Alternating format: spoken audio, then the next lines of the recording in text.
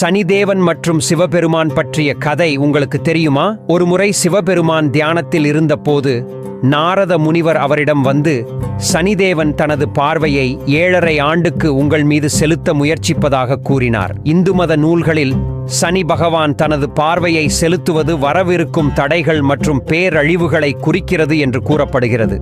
இதை கேட்ட சிவபெருமான் சனி பகவானின் பார்வையில் இருந்து தப்பிக்க 7½ ஆண்டுகள் நீருக்கடியில் தியானம் செய்ய முடிவு செய்தார். 7½ ஆண்டுகளுக்குப் பிறகு சிவபெருமான் தண்ணீரிலிருந்து வெளியே வந்தார். அவர் சனிதேவனிடம் சென்று, சனிதேவனே, நான் உங்கள் பார்வையில் இருந்து தப்பித்து விட்டேன். நான் 7½ வருஷம் தெரியாத இடத்தில் ஒளிந்து கொண்டேன். ஒரு முறை கூட என்னை கண்டுபிடிக்க முடியவில்லை என்று கூறினார். சனிதேவன் சிரித்துக்கொண்டே, பிரபு, 7½ வருஷம் குளிர்ந்த நீருக்கு அடியில் மூச்சை பிடித்துக்கொண்டு நீங்கள் பட்ட கஷ்டம் என் பார்வை உங்கள் மீது பட்டதால்தான் என்று கூறினார். இதை கேட்டதும் சிவபெருமான் வியந்தார்.